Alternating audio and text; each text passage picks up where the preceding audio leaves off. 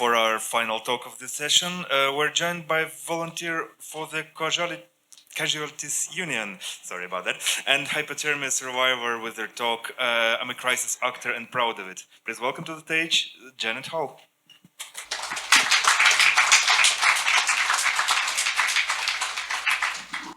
Ooh. Sorry about that. Can you hear me at the back? Silence. No, they can't hear me at the back. Have I broken it? Yeah, probably. Oh, well. Can you hear me now? There you go. Yes, good. Right. I am a crisis actor, and I'm proud of it.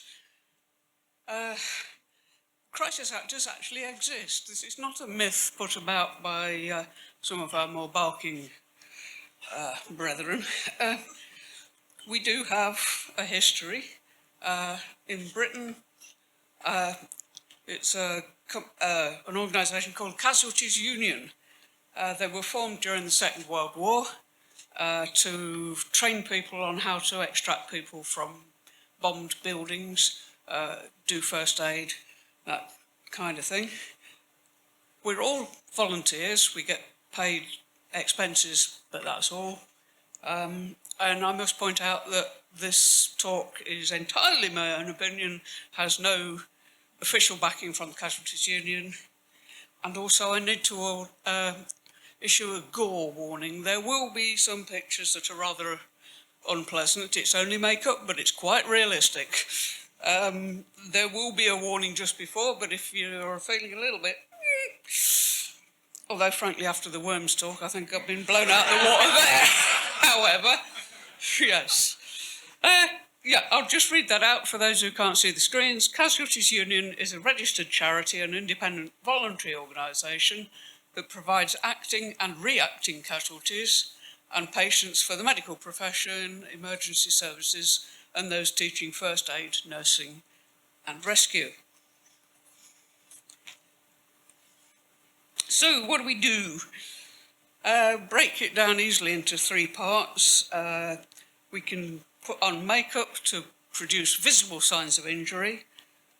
We can act appropriate to the injury we're purporting to have with the appropriate responses. And staging, we can create a realistic scenario.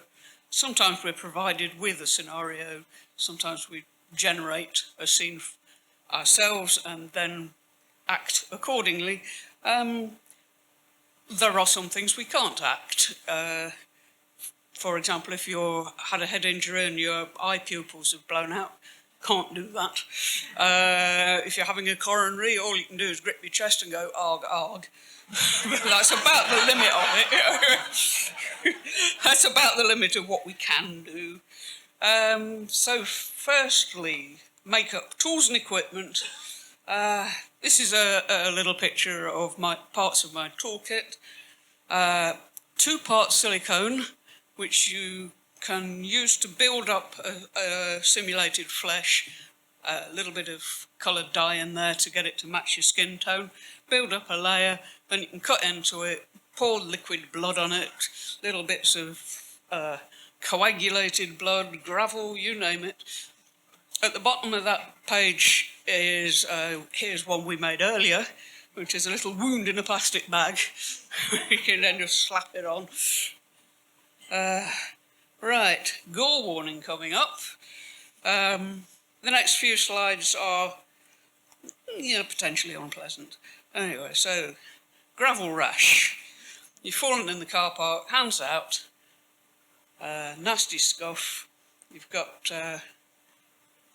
what we do is put a red colouring onto the hand, then a thinnish layer of silicone with skin colouring in it, embed gravel from the packet of gravel, and stick blood around and go, ew.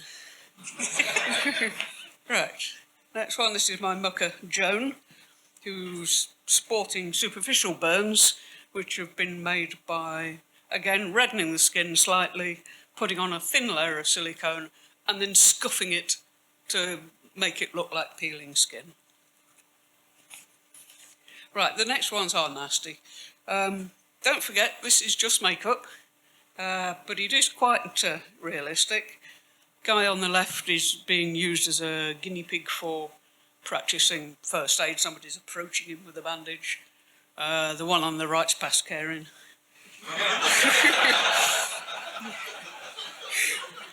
Okay, one more slight gore warning, but this is now moving on to what we do with the scenarios, exercises. About 50 people were involved a year or so back in helping to open a new hospital emergency department. They had their existing department, they were moving into a bigger building, wanted to make sure that everything was right before they opened for real people. We did a terrorist incident. I was the terrorist. It strained my acting abilities because I was supposed to be being belligerent and uncooperative. But I just managed to do sort of teenage stroppiness.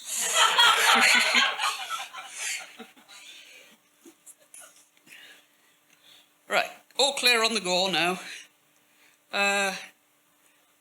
This is a group of my colleagues. We're just doing a practice for a road accident with our friend Alan, who's had a nasty leg abrasions and head abrasions. He was pretending to be being hit by a car, gone under, but not terribly injured. And as you can see, we're all pensioners. That's because we've got the time. We can devote. We would dearly love more younger people. However, so even if you're a pensioner and you want to join, please come. If you're younger than a pensioner, please come. Okay. This is a motorway called the M96. Those of you of a nerd disposition, which should be most of you, would think this was in Scotland. It's not. It's in Gloucestershire. It's a piece of motorway that the National Fire and Rescue folks have got. It's full motorway standard, and every so often they have an enormous crash, and then the fire brigades go around chopping tops off cars and having a wonderful time. They also have a train. These are some of the actors crisising, hamming it up something rotten. If we are involved in this sort of thing, I have to say we do have a safe word. If you're pretending to be hurt and blood everywhere and going arg, arg, and the rescue actually really does hurt you, we do have the safe word. And lastly, moving on to Manchester Airport. Hurrah! This time with a lot of students from Loughborough University who are studying airport management. You may have seen this on the south side of the runway, this vehicle, which is not Thunderbird 2. It was cold. My gum, it was cold. It was February. It was raining sideways. Later that same evening, it turned to sleet. However, we managed to persuade our way into one of these and talked our way into a police car. And the very nice man let us into his armed response vehicle. It wasn't armed at the time, but it avoided us getting hypothermic. So, in conclusion, crisis actors do exist, and we are respectable. Thank you for listening, and I'm sorry if I've spoilt your lunch.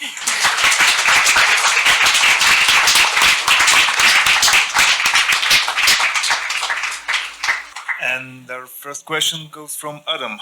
Do you ever use your makeup skills for Halloween costumes? Not yet. The next question from Cole. If a paramedic checks your eye response, ECG, RTC, or other letters, do you tell them what response they'll get if their injuries were real, or Oh yeah, are you after yeah. that? We're genned up on how responsive you are, what responses would be expected of a person with your injury. So it's different from a broken finger is a different thing to a broken femur, for example. Very important question for everyone from Jay. What's your safe word? Oh, that would be telling, wouldn't it?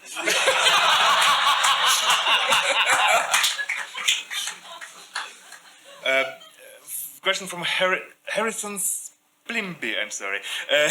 Have conspiracy theorists ever used a photo of you or your colleagues as part of their conspiracies? Not as far as we're aware. Not yet. The one from Daniel. Do you get requests from or cooperate with the TV or film industries? No, there is a bit of a crossover in the makeup techniques and that sort of thing, but they do their own. We exist to help train rescue services, ambulance, Girl Guides, Boy Scouts, Girl Guides, you know, people who want to learn first aid from somebody who will scream if they do it wrong. Nick G asks, have you ever been approached by the public trying to help you? No, where we train is generally kept private, although we were a little bit surprised at the new A&E opening, where we were given a large room like this to get makeup and clothing and everything sorted out, and then marched through the corridors, past the public, into the new A&E, while saying, it's all right, it's just makeup, don't worry, yeah, I'm fine. It's not real blood. Skeptical Gambi asks, how do people find out more about what you do? Ask me and I'll put you onto the website. Asked and answered. Kat asks, are you ever tempted to put on very extreme gore makeup that just casually go to cafe? No, I think sometimes it's a little bit too realistic and you people might be ill. You might be genuinely sick. Cleo asks, James asks, my understandings of the origin of conspiracy theorists talking about crisis actors, that it came up in the aftermath of Sandy Hook shooters. Is Yeah. it correct? I understand that is the first time that this phrase crisis actor was used. In the Casualties Union, we talk about sort of, what's the word? Patients. So the term wasn't even invented yet before that, or? We've not come across it, and as far as I know, it's only been used in the Sandy Hook and other things, which frankly is an insult. But do you use it now, or are you still? No, we're still Casualties Union, and we're British. Stiff upper lip, carry on, more blood. Now Cleo asks, what? Sorry. Cleo doesn't ask anything again. And I'm so sorry. It's entirely my fault. I'm being stupid. Hamilton Meathouse asks, what's the strangest scenario you have ever acted in? Well, me trying to be a terrorist was probably one of the less plausible ones. Apparently I'd gone amok with a knife after my improvised bomb didn't go off. I was particularly cross that I was still alive. Third time the charm. Now Cleo asks, I imagine the actors need special training. Where does that come from? We have meetings once a month, more or less. Quite a lot of our members are people like ambulance people, paramedics, who actually know what this stuff is supposed to talk about, and we have training sessions trying out makeup techniques. Are you use the help from professional actors, or? No. Doctors, however. No Stanislavski, but some doctors. Okay. Yeah. Serder asks, were any of your exercise misunderstood and had to cover up by the secret government plot? I wouldn't know, would I? It's one of those when did you stop meeting your wife questions, isn't it? We'll keep it in secret. It's Yeah, absolutely. And then some random guy again asks, did you encounter any nasty conspiracy theorists in the wild? No, not yet. Not yet. And our response would be robust. Given that we're often working with, say, ambulance people, doctors, policemen. Very well, thank you very much. That's it. Thank you.